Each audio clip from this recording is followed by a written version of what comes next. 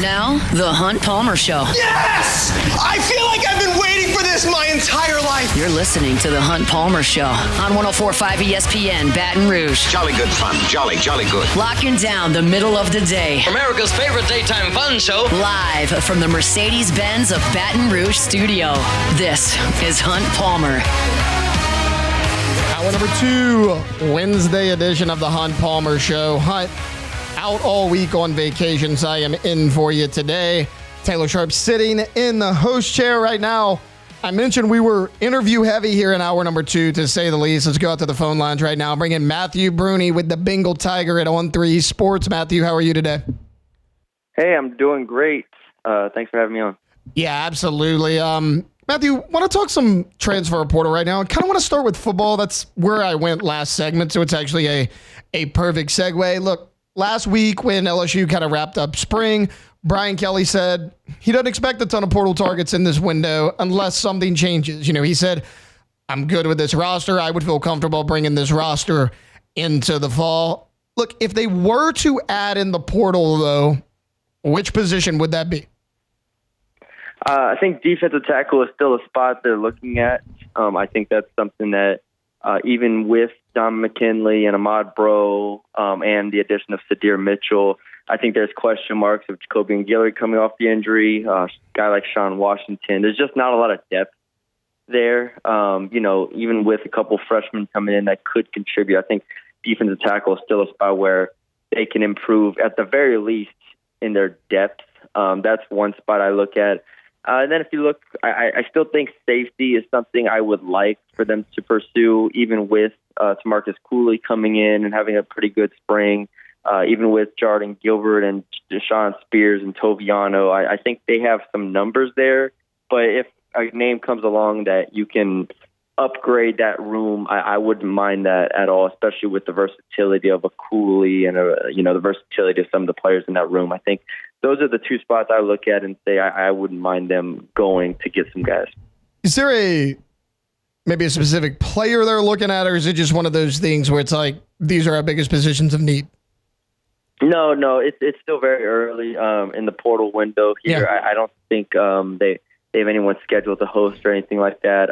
Shea Dixon on our side has his finger on the pulse consistently throughout it, and a lot of it is feeling out the process. And honestly, the first part of this was retention. This 10-day window after the spring, a lot of it was and is retaining your own players and trying to make sure everybody's happy with their contracts and their situations and so on and so forth, because depth is so important that even though, a backup corner or something like that, or a backup offensive lineman, you wouldn't think it's a big deal for them to leave. Depth is so important to these coaches and to this program. I think they really spent a lot of time and effort on retention first and foremost. Matthew, switching to the hardwood right now. Matthew Brune joining us right now.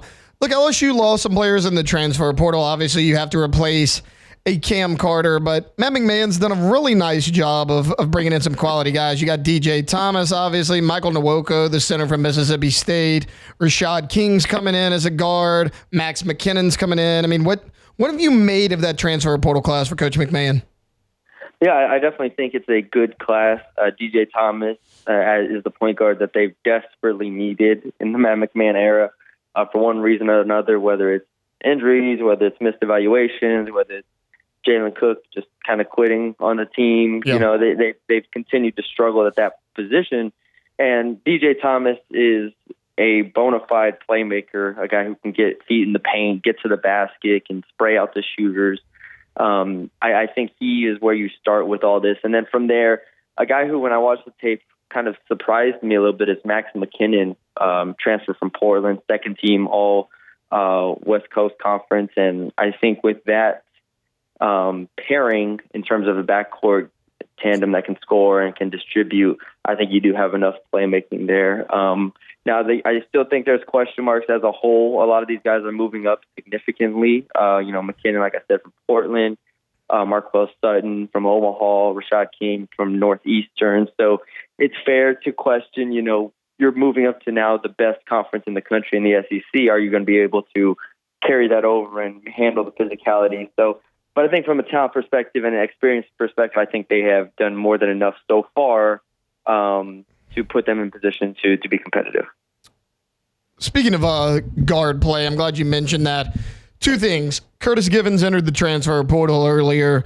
That's kind of a blow for Matt McMahon. That's a guy that he brought in that he was high on, at least going into last year as a freshman. But Howard guard Blake Harper on Monday narrowed his schools down to his final four as far as the transfer portal, and LSU was included in that number. So kind of a two-parter. What do you think about Givens leaving and then Blake Harper? Is that somebody that Matt McMahon could get in? Yeah, Givens entering the portal is a bit of a surprise. He had even gone out and announced through LSU his return a few weeks ago. Yeah. Him and Jalen Reed and Robert Miller, those were the guys that were set to return. I think something changed with the NIL aspect of it to where I don't know if both sides were comfortable with and weren't able to reach a deal, for lack of a better term. And so Givens enters the portal the day that it closes there. So it was late. It was a bit of a surprise to me. The coaching staff, I don't think, was blindsided by it. But with how fast things change nowadays, I mean, it's day to day in every sense of the word. So Givens moves on. They'll definitely have to go get another backup point guard. They'll probably go young for that to replace him. And then the second part of the question was Blake Harper. From Howard, the MEAC Player of the Year as a freshman.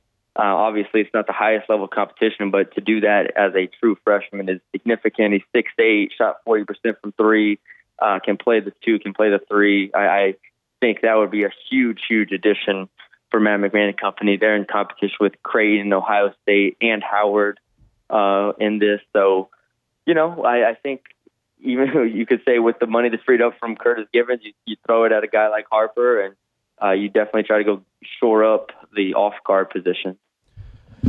Matthew, switching from men's hoops to women's action, Kim Mulkey has lost a lot of players from her squad a year ago to the transfer portal, the latest being Miracle Shepherd. What have you made of maybe Mulkey's current roster? How does she kind of maybe dip into the portal to, rebound from some of those losses? Yeah, so the first spot is the center position, which they filled with Kate Koval from Notre Dame. Mm-hmm. Samaya Smith moved on. She committed to Virginia, but Koval is 6'5", physical, was the number 5 player in the country in the 2024 class. So a young player, a lot of upside there. They added Amaya Joyner from East Carolina, who was an all AAC first team player at her school for 3 years. And so you get the front court shored up a bit. I still think they're looking at front court options. They've been linked to Sarah Williams, their first team all Big Ten player from Wisconsin. And then they've also been linked to, in the backcourt, Mylasia Full-Wiley from South Carolina, who was a 12-point per game scorer for them last 2 years. So I think those are that's the group you're looking at. Those are the positions of need. I still think, with Full-Wiley, they would shore up the guard spot a lot. They still have Jada Richard and Kaylin Gilbert returning, but you still obviously want to surround Flau'jae and Michaela with as much talent as possible. So I'd say the front court is still the biggest point of emphasis, but if they can get Full-Wiley somehow, I think they'd be in a really good position in the backcourt. Matthew, before we get you out of here, look, it's obviously NFL draft week, so a lot of eyeballs are going to be on professional football, but look, we've been talking transfer portal. Things are ever changing in the world of college football. What can we expect from you this week at 1-3? Yeah, so we'll have obviously all the draft coverage that everybody's looking for. Myself, Shay Dixon, Jarrett Roser, Julie Bodwin, all doing draft reactions and draft instant, everything we hear about all that. And then the transfer portal, like I said, LSU's trying to retain all of its players. We'll see if that ends up happening. Shay Dixon has his pulse on all of that 24/7, and then I'll have all the basketball scoops and intel on the men's and women's side, and I think the women are hoping that they get some good news this weekend. All right, Matthew Brune joining us. Matthew, thanks for hopping on. Yeah, thanks for having me. Absolutely. It was Matthew Brune with the Bengal Tiger over there at On3 Sports. Guys, I got a Hunt Palmer update. Saw the picture on Facebook. It was posted about 2 hours ago. I was just searching the old Facebook. Wow, not the white shirt photo, huh? The picture popped up. No, so it's going to be you can't really see it here. It's going to be the baby blue. Oh, wow. I don't know if the camera can pick it up. So it's the baby blue with the khaki pants. Him and his wife, the two kiddos, are taking a picture. So Hunt right now, at least making a little bit of time for his family on vacation, not at the golf course 24/7. I appreciate the fact that they didn't go for just the all white. The white with the khaki. Usually everybody just goes with the all white shirts. I like the color. Beck, you're going to find this hard to believe. I am. I have taken a white and khaki beach picture. Look, I have too. I mean, who hasn't? Okay, who hasn't taken a white t-shirt picture? Me and my blonde-headed family all went out on the beach. We took white shirt, khaki pants photos. Also see the baby blue with khaki, which is what Hunt did. That's a good one as well. That smile though, Hunt putting it on for the camera. I imagine our guy not too happy with what he saw last night. Also, I got a text from Preston guy that I want to complain about here real quick. Preston texted me during last break. I'm very disappointed that you wouldn't ban olives over mushrooms. Okay, so here's the thing. 1, I kind of like olives. 2, even if you don't like olives, you have to respect the fact that they at least have a flavor. I can tell you, olives are kind of salty. They're kind of tangy. Mushrooms still do nothing for me. I stand by it. Preston says, yeah, the flavor of olives ruins everything you're eating. Well, I disagree with that. I think olives are pretty good. But even if you don't like them, respect the fact that they have a flavor. Mushrooms, just the most pointless food out there. All right, we're going to take a timeout. When we get back, we're talking LSU baseball. We got Koki Riley coming up next here on the Hunt Palmer Show. The Hunt Palmer Show. One Bath and Closets. OneBathAndClosets.com is the website. David Vaughn and his team, 30 years redesigning and remodeling bathrooms and closets. Whenever I say remodel, you might think, oh, that's a huge project, going to cost a fortune, going to take forever, have to leave my home. Well, that stuff can happen, but that's not really what we're talking about here. To further that point, let's just talk about something simple like a tub to shower conversion. That's not massively expensive. That's not super invasive. That's not super time consuming. It's a simple process that can be done if your bathtub is not used, if it's old and dingy, if it's not functional. You take that bathtub out, put in a glass walk-in shower. It changes the aesthetic, changes the functionality of your bathroom, adds value to your home. And David Vaughn and his team can help you with it every step of the way. They handle everything. You don't call him and then call the guy to handle this part, and this guy handles the floor. And one contractor, one call. It's One Bath and Closets. Find them online at onebathandclosets.com. Get that free consultation and get that process started today. It's One Bath and Closets. Find them online, onebathandclosets.com. This is the Hunt Palmer Show on 104.5 ESPN, Baton Rouge.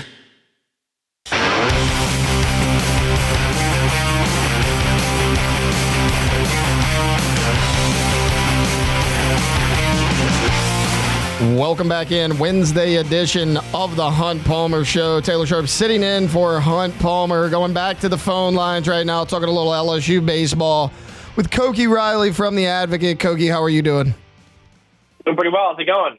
It's going well. It's not going good if you're an LSU baseball fan and you're still bitter from last night's game. Look, I get it. It was an hour-and-a-half rain delay. It was one of those games where everything that could have went wrong did. Let me just kind of get your overall thoughts on that run rule loss last night. Like you said, everything went wrong that could have gone wrong, but it was it was an awful performance. Yeah. Like, I don't want to sugarcoat it. Like, it was a really terrible game for them, I should say. Northwestern State played very well, obviously. Really in every aspect of the game, it was just beyond ugly. And, a lot of it was self-inflicted from a defensive pitching standpoint. And then at the plate, it was just a lot of bad habits just coming back to the forefront. And, I'd say that's a pretty good summary of what happened. But I think you can't take a ton away from the defense and pitching perspective when it comes to this weekend. If we want to project this game into next weekend, this weekend. But from a hitting perspective, it's hard not to take something away from what just happened, right? I mean, this is the bottom half of Northwestern State's pitching staff. Granted, Northwestern State isn't a terrible team. I think they're top 100 in the RPI. Yeah. But at the same time, like this was the back half of their bullpen, and you couldn't do anything against them. Basically, 3 solo home runs, and that was it. So, like it was just really, really, really ugly, and easily their worst game of the year. Koki, want to continue with the defense here. I agree with you about the batting, but, we saw Jared Jones at third base last night. That was kind of the talk of the game. I think that experiment will end. But as far as, why Jay did that, I mean, what are your thoughts on that? I would never have considered him a realistic option, even without Braswell and Reeves. What were your thoughts on Jared Jones at third? Well, they've done it a few times during conference games to try to get back into the game when they're trailing. I think they even did it on not Sunday. Yeah, was it Sunday? No, it was Saturday. Yeah, Saturday. Game 2. They did it the game 2, game 3. It was game 3. And they've been able to get away with it in these short spurts where he's only out there for an inning or two, just so they can maximize their bats and get Jake Brown, Ethan Fry, and Josh Pearson in the game at the same time. That's the idea of it, They can move Brown to first base, and Brown has played there a little bit. He played there a little bit in the fall. I don't remember if it was this year. I don't think it was this year. It was more of I saw him play there a little bit when he was during his freshman year before the season started. So that's kind of what the idea was. But I didn't expect them to do it for a full game. And I guess if you were going to do it for a full game, it was going to be in a midweek game. But it just backfired against them in the worst possible way, right? He makes 2 errors. Probably should have even been credited for 3. Jake Brown even made a mistake, but they got an out of the play, so he didn't get credited for an error. That resulted, and that basically cost them, 3, 4, maybe even more runs. So it was just that. When I say the defense isn't something that was super alarming moving forward, it's because they're probably not going to use that alignment much moving forward, And, you got Jared Jones at first base. You put Michael Braswell there at third. You should be okay moving forward. And the third base has been kind of a bugaboo for them defensively when Michael Braswell hasn't been there. But Braswell, not a natural third baseman. He's been a shortstop for most of his career, but he was pretty good offensively. So, and given the way that he's hitting the ball a little bit better lately, I think it just makes sense to just have him stay at third for the time being. And if you want to put in Tanner Reeves as a pinch hitting option, then go ahead, because I think Braswell has kind of more or less won that job now. Yeah, absolutely. That's kind of what I was thinking too. Braswell's actually been a pretty good hitter. Look, normally William Schmidt, we see him get the start in the midweeks. At least we have the last few weeks. It was Jaden New last night. We actually did not see Schmidt at all. What do you think that means for his role this coming weekend? I could see them using him this weekend, but he's really struggled in conference play, as we've seen. So maybe they don't use him at all. Maybe this is just a hard reset for him. I don't think there's an injury, or else he would be. Or else we probably would have known about it by now, and he didn't look hurt at all during that last outing. So I don't know. For him, it's just a lot of it's just trying to find the happy medium between throwing the ball over the plate and not throwing it too much over the plate. You know what I mean? I know that sounds like an oxy, but I know those two things sound very counterintuitive, but what you're saying is hit your spots, but don't walk batters. I got you. Yeah, exactly. Especially with the fastball, right? Because his fastball isn't this it isn't a pitch that doesn't have a ton of ride to it, doesn't have a ton of run to it. So there's not a lot of movement to that pitch. So even if it is going 95, 96, hitters in the SEC are too good to just not hit that ball, right? Especially if it's right over the heart of the plate. And he's got to be able to locate that pitch to get ahead in the count and then set up his breaking ball, which is his best pitch, right? So that's kind of the keys for him. And he did that against Nicholls State a little bit. Granted, that's a much, much worse opponent. But you've seen it in flashes at points, but you just haven't seen it consistently at all. And I don't know. I don't think they're going to use him in a major role this weekend. I would be pretty surprised if they did.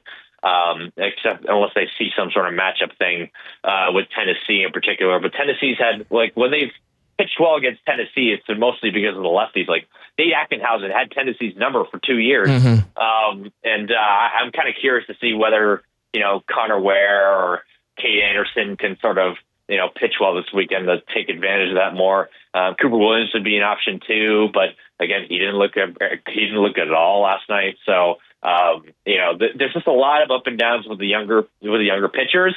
And even with some of the veteran guys, it's like some of these guys just have control issues, like a guy like Connor Bench. So I think last night was kind of like the nadir, like the bottom of what that unit can look like, and we kind of saw that against Texas as well. But when they've gone well, like they have in the Auburn series, you're like, oh, they've got a really deep unit, And I think in years past, like the last couple of years, it's been more of, we see a lot more downs than we've seen ups. And I think this year has been just more ups and downs. It's been a little bit of everything so far.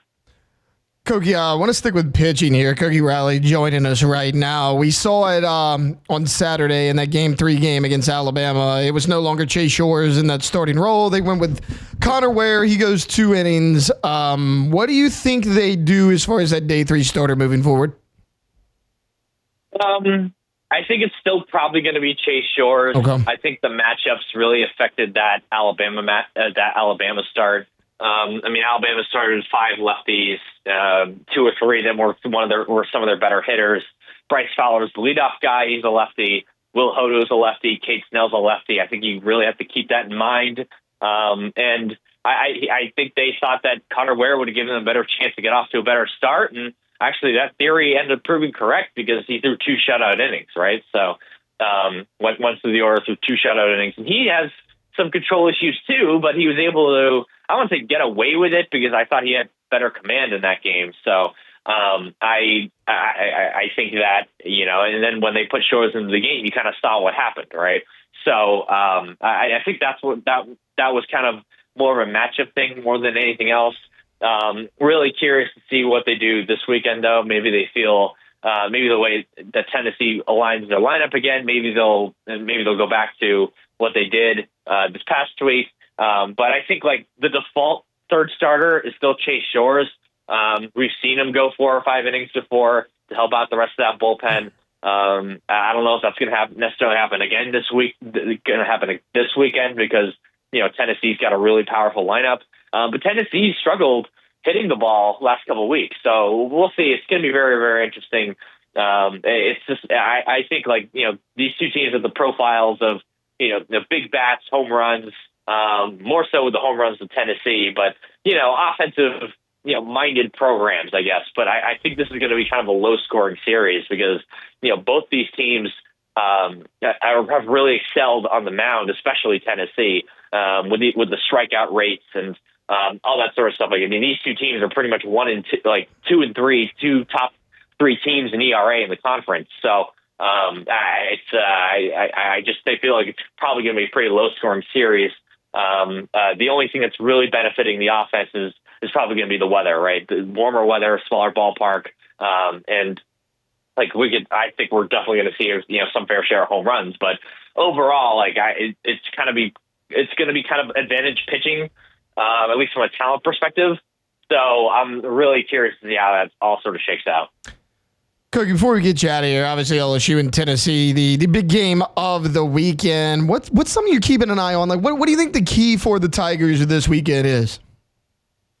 I'll give you something for both sides of the ball. So I think offensively, it's going to be getting the leadoff man on base. And Tennessee, especially their number 2 starter, Marcus Phillips, has had a lot of trouble keeping guys off of second base, holding runners, not giving up steals. 2 weeks ago, for example, you have 7 steals and 3 1/3 innings. I want to say 39% of the stolen base attempts against Tennessee have come against him. So if you get the leadoff man on, there's a pretty good shot you're going to be turned into a single into a double or a walk into a double, right? And that could be absolutely huge in this series, especially in that middle game.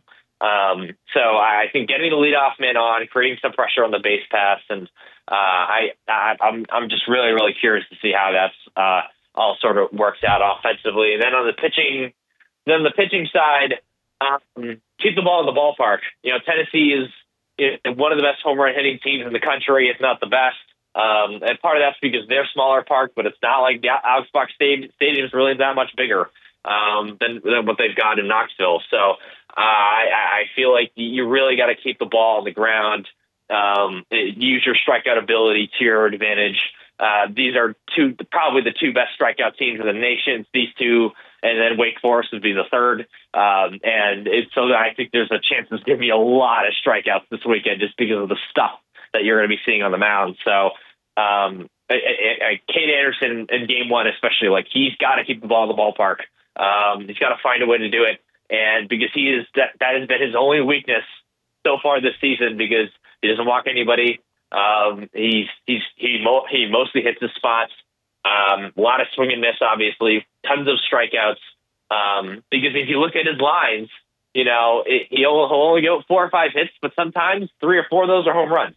And that's been kind of his bugaboo. That's been his issue so far this season. Because other than that, he's been absolutely fantastic. And when you're going up against maybe the best home run hitting team in the country this weekend, that's really going to be something. Like, if LSU wants to win that game, he has to limit the home run, the long ball, because LSU's going to have their hands full against arguably the best pitcher in the nation, Liam Doyle. Koki Riley with The Advocate. Koki, thanks for hopping on with us today. Awesome. Thanks so much. Yep, absolutely. LSU versus Tennessee coming up Friday, Saturday, Sunday series in Alex Box. Certainly the biggest series of the year so far for your LSU Tigers. All right, when we come back, the baseball talk will continue. Joe Healy of D1 Baseball hopping on next. The Hunt Palmer Show. Highland Insurance Group, HighlandIG.com is the website. Property and casualty or group employee benefits. Your one-stop shop for all things insurance is, of course, the Highland Insurance Group. If you're a business owner and you don't have a great relationship with your insurance broker, they're just the guy who came with the lowest premium number, that's one way to handle it, but it might not be the best way, especially when something happens. Whether it's a hurricane or a car accident or a cyber breach or a lawsuit or an injury. When that happens, you're going to need your insurance to respond. And if you only have the insurance in place because it was the cheapest one, it may not. Jonathan Carver and his team can be a trusted advisor and a part of your team as a business to make sure that your business continues to run even if the event happens. Give them a call. Or check them out online, HighlandIG.com. They're right here in Baton Rouge, but they can help you out statewide. It's Jonathan Carver and his team at the Highland Insurance Group. They're online at HighlandIG.com. You're listening to The Hunt Palmer Show on 104.5 ESPN, Baton Rouge.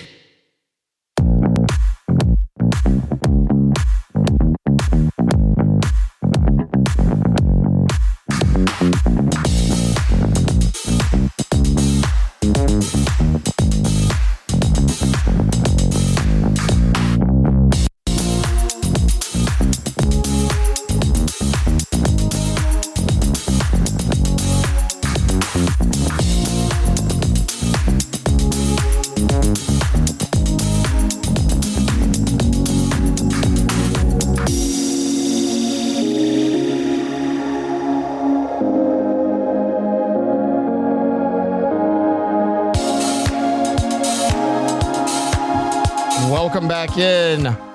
Wednesday edition of the Hunt Palmer Show. Taylor Sharp filling in for Hunt Palmer. Coming up in just a second, we're going to go out to the phone lines to Joe Healy of D1 Baseball. He'll be coming up, big time series between LSU and Tennessee. Want to get Joe's thoughts on that. D1 Baseball dropped a poll on Monday. I'll ask him how that changes with LSU, where he has them ranked. We'll talk Texas A&M. As the Aggies good? Like, they started 1-9 in SEC play. Now they're 8-10 overall. What does that look like for them? Because yes, they swept South Carolina last weekend, but they needed 2 miracles to make that happen. We'll do all of that with Joe Healy of D1 Baseball, who we welcome in right now. Joe, how are you this afternoon? Doing pretty well. Can't complain. Appreciate you having me. Yeah, absolutely. I know you had to pivot a little bit this week. That is perfectly fine. Hunt Palmer out, so we're kind of we're kind of all pivoting. Joe, the latest D1 baseball poll you guys put out has the Texas Longhorns number one, and rightfully so. What makes that team so dangerous? The fact that they've just overcome everything thrown at them. It hasn't really necessarily been an easy walk in the park for Texas this season. They've dealt with some injuries on the position player side of it. They lost arguably their best player to injury for the season. Jared Spencer, their Friday starter, just went down and had a short start last weekend.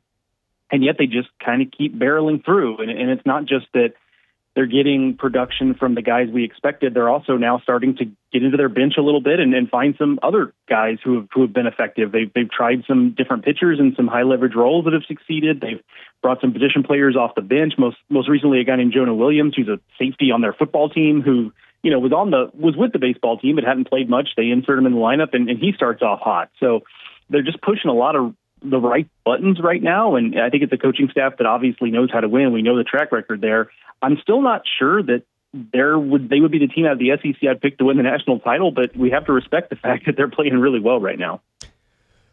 Look, we're here in SEC country, and obviously LSU and the rest of the SEC. There's a lot of SEC teams ranked pretty highly, but for those who don't see a lot of baseball in this area outside of SEC country, like you guys have Clemson at number 2. What can you tell us about their squad? Yeah, it's a little bit of the same kind of deal as Texas insofar as you look at their roster, and they have some star power. Aiden Canuck, their Friday starter, is about as good as anybody, and they have a center fielder named Cam Canarella, who's probably the best defensive player in the country. He's just kind of a wizard out there in center field. But then the rest of it is kind of made up of some grad transfers from smaller schools and some program players who have just kind of developed at Clemson and have now become really, really good players for them. It's not necessarily the flashiest thing, and yet they continue to get it done. They have questions. The rotation behind Canuck is a huge question, but they answer that with the fact that they have a really deep bullpen. They don't have a ton of pop offensively, but they answer that by having a really deep lineup 1 through 9, where sure, they're not going to home run you to death probably, but they do have 9 guys that can really beat you from week to week. And they're going to be playing at home in June, and they are about as good as it gets in college baseball at home. So that's going to be a real advantage for them. Joe, I want to shift to the Texas A&M Aggies right now. Look, they were preseason number 1 in essentially every baseball poll you could find coming into the year. Then they started awful. I mean, 1-9 in SEC play, but they picked it up lately. They're now 8-10 in the conference. Where do you, like, a lot of people are trying to figure out, are the Aggies really good? Are they really bad? Are they somewhere in between? Like, where do you see Texas A&M right now? Yeah, I think they're probably, the answer is somewhere in between, but I think they're closer to the good side than the bad side. A few things have changed, and I don't think we'll ever know exactly what happened here that got off to a terrible start and then got hot. I don't know the level of having the exact right answer, but there's a bunch of things that have happened. One is they've gotten healthier. Caden Sorrell is back in the lineup. It turns out that he appears to really be a catalyst in that lineup that I was apparently underestimating, because I was looking at it and saying, well, okay, you're going to get him back, but how much is that going to matter? Well, the answer is it matters quite a bit. The other thing is that they've not been afraid to have some guys who were expected to be in big roles and have them on the bench in favor of some younger players. They have a lot of talented younger players that, because they return so much, we kind of thought, well, they're not going to get a chance to do much this year. But they've ended up having to turn to them, and some of those guys have been really, really, really, really big parts of it. One of them is Terrence Keel II, a speedster outfielder who was kind of like, hey, next year he's probably going to have a shot to be pretty special, but he's probably not going to see much time this year. Well, instead, he's arguably been the most important offensive piece outside of Jace Laviolette for Texas A&M so far this season. So they've had a lot of little things improve over the last 3 weeks. Obviously, in the SEC, you'll have to kind of stay consistent because every week is difficult, and they certainly do have a tough finish. So wouldn't be shocked if they cool off a little bit down the stretch, just because you really can't typically stay this piping hot for that long in the SEC, but you have to give them a lot of credit for getting back on the horse after they looked dead in the water after 3 weeks of league play. Joe, I want to shift our focus to the purple and gold down here in Baton Rouge. Look, LSU, they're 2-4 in their last SEC games. They started really hot, but last night they get run ruled. Now, look, I'm kind of one that's not looking too much into it. There was an 1.5 hour rain delay in the middle of that game. LSU hits 3 home runs. Unfortunately, they were all solo shots. I mean, they tinkered with stuff on the defensive side as well. But where would you rank LSU right now among SEC teams? I think they're still kind of in that top group. So I'm looking at it now just to make sure I don't miss anybody. But I'd put them, Texas, Arkansas, Tennessee, LSU, and then if you want to throw with the way they're playing, you want to throw Vanderbilt in there. I think Vanderbilt has maybe moved ahead of Georgia for me in terms of who I trust right now. So I think they're still in that group. The difference is with this LSU team, I think one of the differences is versus some LSU teams in the past that were able to kind of just more dominate teams is that they just don't have the physicality they've had in the lineup. And that's not just an LSU thing. Home runs in the SEC are down. I've talked to Hunt about that over the last few weeks. And so there are fewer and fewer lineups that are just going to go out there and pummel opposing pitching with a bunch of home runs. And this LSU team was already going to be dealing with some turnover in the lineup and trying to figure out who they are. And you combine that with the fact that Jared Jones has been not quite himself in SEC play.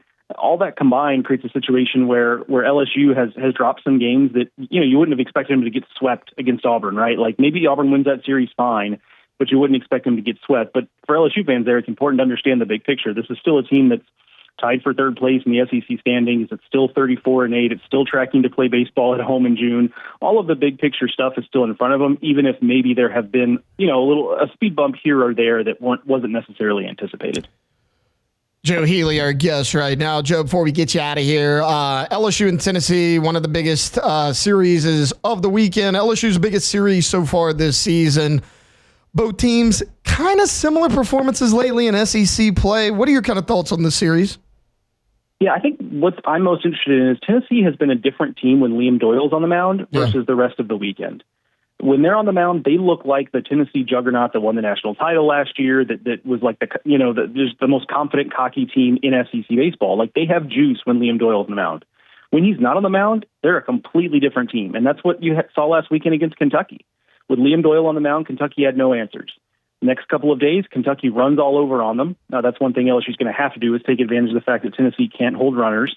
But Kentucky ran all over them and just basically got to a point where Tennessee just looked like a beaten team by the end of the weekend. So Tennessee's got to find a way to bring that same juice on Saturday and Sundays they do in their Friday games with Doyle on the mound. If they don't do that, LSU's going to win the series. And if LSU can put up a battle with Kate Anderson on the mound, I think it's going to be a great pitching battle. If they can go toe-to-toe there, they've got a chance to sweep this thing, being that it's at home. Not going to be easy, obviously, but if Tennessee doesn't play better on Saturday and Sunday than they have, that's going to be on the table for LSU. Joe Healy of D1 Baseball. Joe, thanks for hopping on with us today. Appreciate it.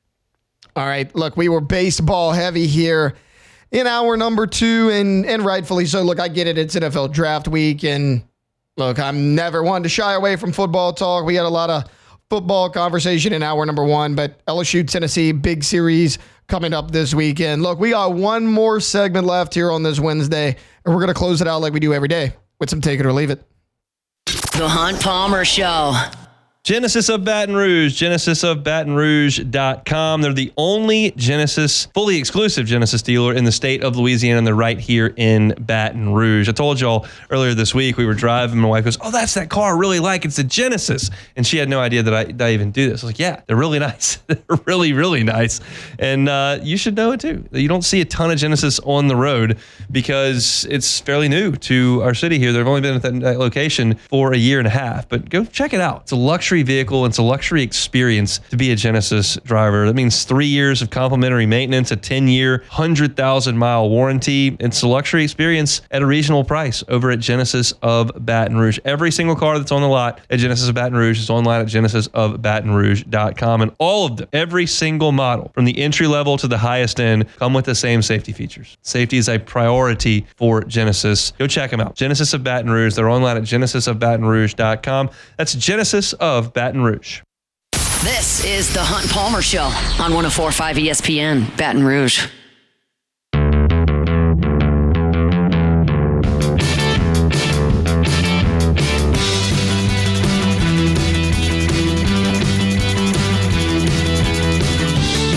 Celebrate the NFL draft in style with the 104.5 ESPN Baton Rouge Draft Party live from Don Juan's Cigar Bar and exclusively on the 104.5 ESPN YouTube channel. Join us tomorrow, April 24th at 7 p.m. and hang with the ESPN Baton Rouge team while indulging in the finest cigars paired with signature cocktails. It's the 104.5 ESPN Draft Party, all happening at Don Juan's Cigar Bar and live on the 104.5 ESPN YouTube channel. Also, 104.5 ESPN Baton Rouge is your home for the 2025 NFL Draft. The team at ESPN Radio has you covered live from Green Bay, starting with round 1 tomorrow at 6 p.m. The draft continues Friday, April 25th at 6 p.m. with rounds 2 and 3, and then wraps up Saturday, April 26th at 11 a.m. with rounds 4 through 7. The 2025 NFL Draft live from Green Bay and exclusively on 104.5 ESPN Baton Rouge. Welcome back in. Final segment, Wednesday edition of the Hunt Palmer Show. And right now we're closing it out like we do every day with some Take It or Leave It. Take it or leave it. Take it or leave it. Today's hottest stories in sports, news, and sometimes even Hunt's life.